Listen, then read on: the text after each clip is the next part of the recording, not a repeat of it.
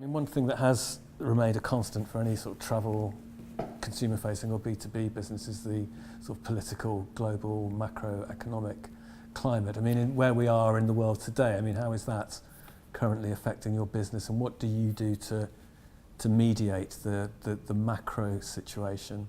Well, I think in reality, there's not a great deal that one person, let alone one entity, or one entity, let alone one person, can actually do to address macro economics or macro politics. I mean, there are so many events that have occurred. The GFC, that you would think, you know, either you're mad because you keep going, or you are in fact just mad enough because you know you have to keep going. And so there's never really been anything at a macro level that has stopped us.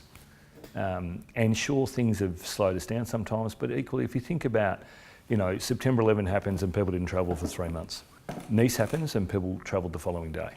I mean, people are more resilient maybe, or they just get on with life. And I think that's kind of the approach that we've taken through the building of the business is we can't control what might happen out there. You know, I think the reality is that we don't spend a great deal of time worrying about macro stuff because we know we can't do anything about it anyway. But all we have to do is just, you know, be adaptable enough and flexible enough in how we think and operate that we can move and change quickly with the times. And, you know, I was just talking to a group this morning about Brexit, and my views on Brexit are anybody who tells you they know what's going to happen with Brexit is having a lender view, because nobody does. But, you know, we've taken a view that says it's going to be hard.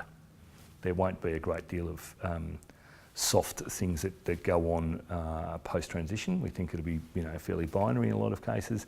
So we're getting ready for that. But, you know, you've got some time to think about that and get ready for that one. Some of these other events just happen, and I mean, you have to have the resilience and the tenacity to keep going. Tamara, I mean, in terms of your sort of hotel inventory, is that impacted by these events? And what about sort of points of sale? Yes, I mean, being a global company obviously gives you some resilience because, you know, you can switch sell and you can, you know, you move about. So, and it, just as you said, people don't stop their travel. They may travel smarter, or they may travel to a different place because this place is not safe, or this place is very expensive because of the foreign exchange rate. So, you know, we've seen an influx of Americans into the UK because the UK is suddenly much more affordable for them.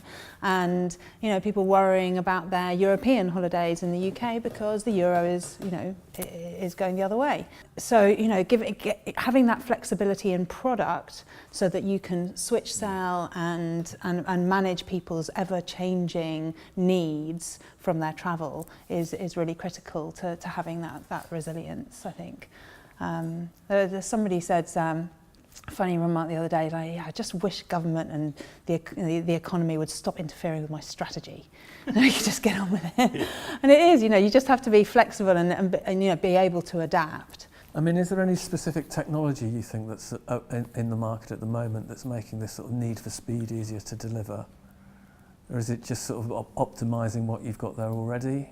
Well, I think there's you know, are you looking at things like the blockchain and cryptocurrency? And cryptocurrencies, you know, is interesting, but until it gets to universal acceptance, I think it's going to be challenged. I think the key thing for our customers is if 5G speeds were available, for example, and we're on 3G, yeah, that annoys people. They expect you to be at 5G, for example.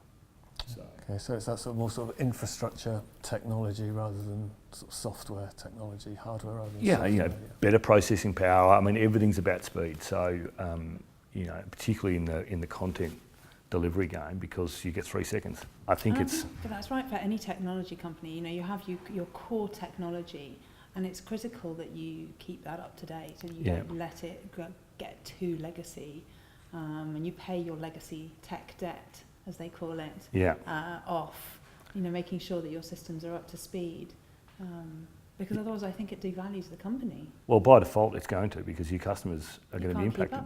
Yeah, so I don't know how much we put to rest each year in technical debt, but it's a lot, and you have to. Yeah, rejoice with those lines of code being disabled. Yeah.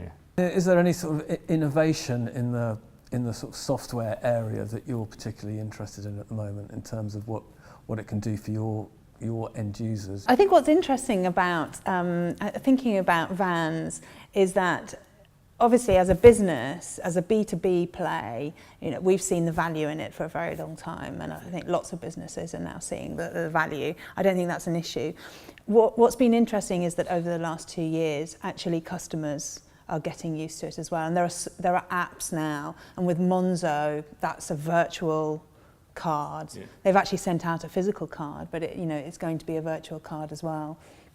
And so I think it's interesting that potentially in your industry, and again, I don't know enough about it, that vans may be used more by consumers at the end of the day as well as businesses. Yeah, I think there's a bigger play. It's probably still a couple of years off, but there's a bigger play in the consumer space. I think that's much more likely to be a relationship with your bank as a consumer.